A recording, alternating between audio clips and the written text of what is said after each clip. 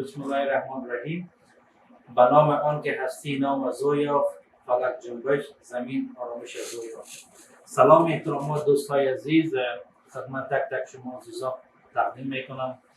خدا کنه جور و صحتمند، لباس عافیت بر تن داشته باشین در هر کنار دنیایی که هستین. میلاد نیاز هستم، سی او من پروداکشن، بخش گرافیک دیزاینر هستم. بیشتر از 12 سال دوستان وطن ما رو میشناسن.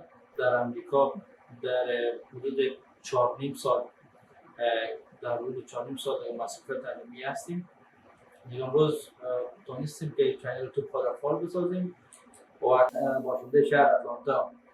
امروز خواستیم دوستا یک کوتاه معرفت مسئول داشته باشم و بعضی دوستا خواهش کردن از ما که از دیگه ستا با ما به تماس می شدن، البته از واشنگتن، نیویورک و شهر کالیفرنیا. دیگه امروز زیاد خواهش کردن تا روند روش کار مخوای ما را از طریق چینل یوتیوب بیننده باشن. بالاخره امروز موفق شدیم، چینل یوتیوب خود را فعال کردیم. این دوستایی که هر نوع محفل خوشی داشتن، عروسی، شیرینی‌خوری، سالگرد، بیبی شاور، هر نوع محفلی که داشتن با ما به تماس شود.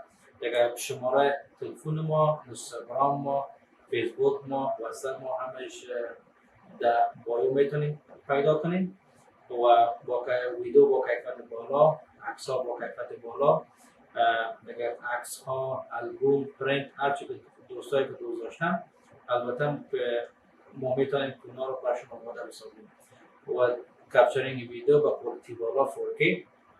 و البته زیاد مونر دوستا که همچنان دوستایی که اگر دوست داشتن که بعضی کامرشال ویدیو برشون بگیریم و از طریق چینل یوتیوب ما به نشر برسه، ما همچنان در خدمتشان هستیم.